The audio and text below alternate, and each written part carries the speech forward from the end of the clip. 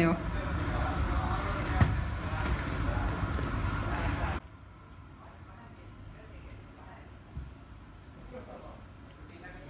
No niin, ja huomenta luokka. Pyllyt alas ja keskittykää kemiaan. Tänään käsitellään sellaista aihetta kuin muovit ja sitten erityisesti vielä pakkausmuovit.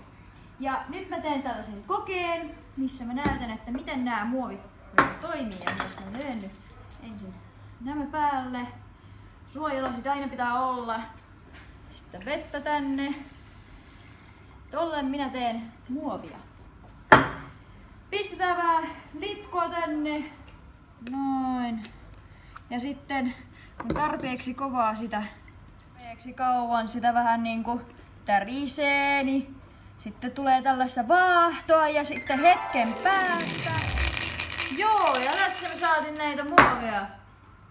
Kemian luokassa ei muuten juoda.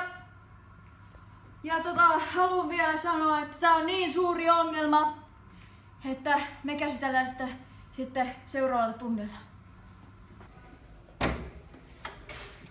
Hei, opettaja, odota. Mä en nyt ihan ymmärtänyt, miksi muovit on muka ongelma? Miksi ei puhuta niin paljon?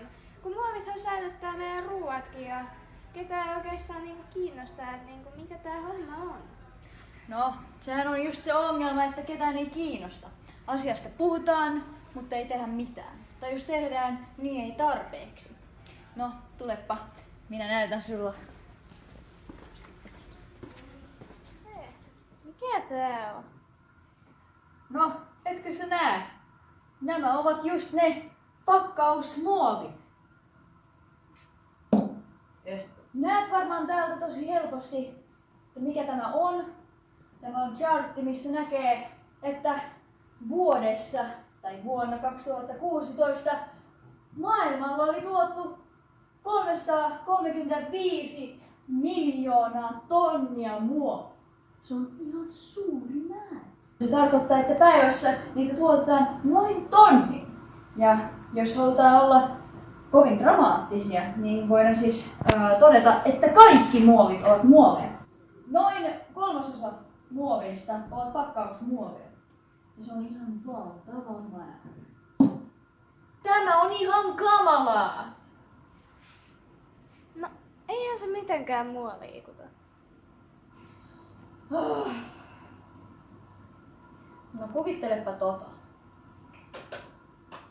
Joidenkin pakkausmuovien hajoaminen kestää jopa useita satoja vuosia. Siksi niistä kertyy valtava määrä jätettä, josta huomattava osa päätyy maailman meriin. Tästä aiheutuu suurta haittaa ekosysteemeille. Pakkausmuovit ovat myös vaarallisia eläimille, sillä on havaittu monia lajeja, jotka ovat takertuneet tai jollain lailla vammautuneet pakkausmuovien takia. Ei, tarkoitatko sä, että taikaratkin kuolee? Periaatteessa joo. Oliko sulla mitään muita kysymyksiä? Toisaalta ei, mutta nyt mä vähän masentaa, kun ei ole siellä oikein tunnu, että mä voisin tehdä mitään. Ja haikaratkin kuolee. No itse asiassa. Monet tutkijat ovat yrittäneet jo vuosikausia keksiä jotain vaihtoehtoja pakkausmuoveille. Esimerkiksi Suomessa öljypohjaisen muovin käyttöä on ehdotettu kiellettäväksi asteittain ja ratkaisua muovin tilalle haetaan muun muassa kartongista. Lappeenrannan yliopistossa oli jo pitkään kehitetty tapoja, joilla voisi vähentää muovin käyttöä esimerkiksi elintarviketeollisuudessa. Ne keksivät, että muoviset elintarvikepakkaukset voitaisiin korvata esim. Kartonkikuituun perustavalla pakkauksella. Toinen elintarviketeollisuudessa lisääntyvä ekologiatrendi on kasvipohjaisten muovien käyttö.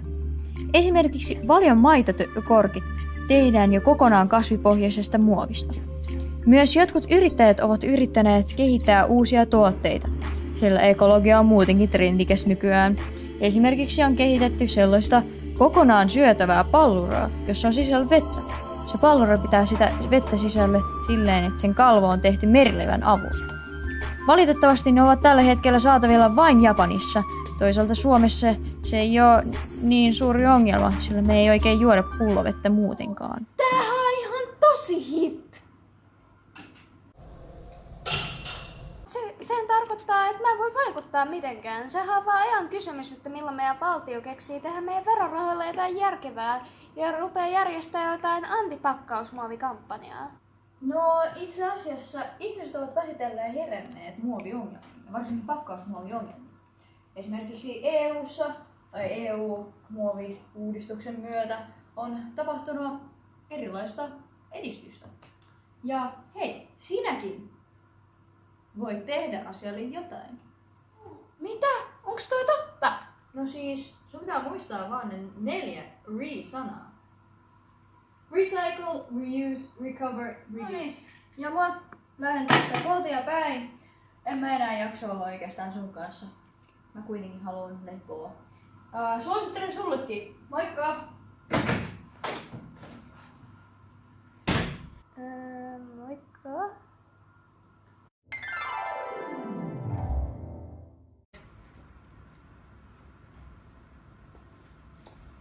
No niin, ja huomenta luokka. Mitäs meni viikonloppu? Hei, opettaja! Mä vihdoin älysin sen muovijutun, mistä sä selitit silloin. No tämähän on ihan mahtavaa.